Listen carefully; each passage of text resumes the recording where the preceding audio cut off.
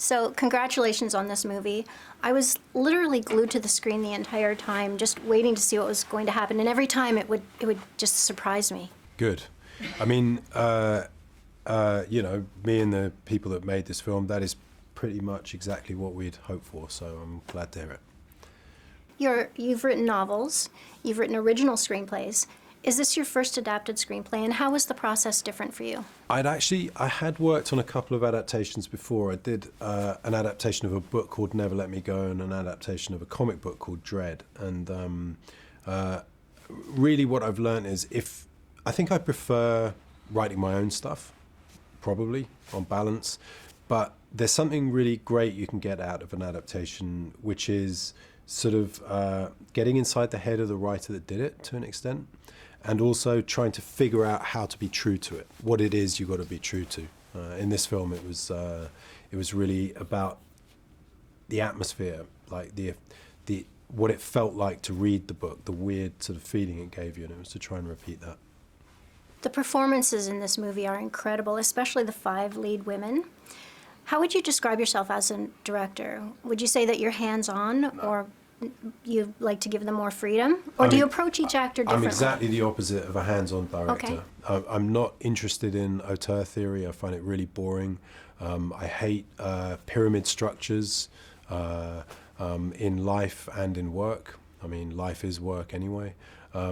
So what I do is I shoot for something which is sort of based on anarchy, really, a sort of non-chaotic version of anarchy, where you have a group of people who all know what they're doing and why they're doing it and are working to a collective goal.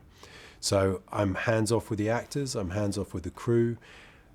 I've never understood why with a DOP you would tell them where to put a camera or what lens to put on it, because you want that DOP because they're good at figuring that stuff out. So I'm very, very hands-off. You started as a journalist in your career. At what point did you decide that you... No? For about 20 minutes. Oh. No, 25. Okay. And then you became an author? Yeah.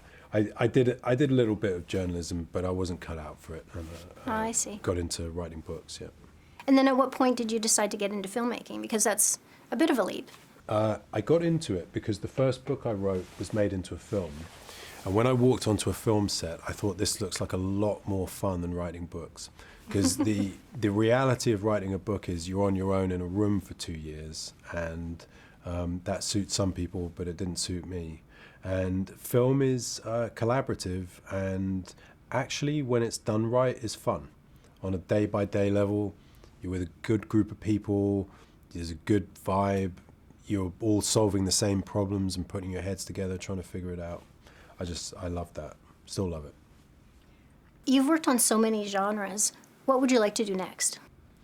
I know what I'm going to do next, or I know what I'm going to try to do next, is a kind of tech story. It's a set in Silicon Valley, San Francisco, and it's about people working in development of some of the sort of strange possibilities of computer systems that we've got now. So that's the next one, tech thriller. Great. Looking forward to it. Good. Thank Me you so too. much for talking to me today. Pleasure. All right.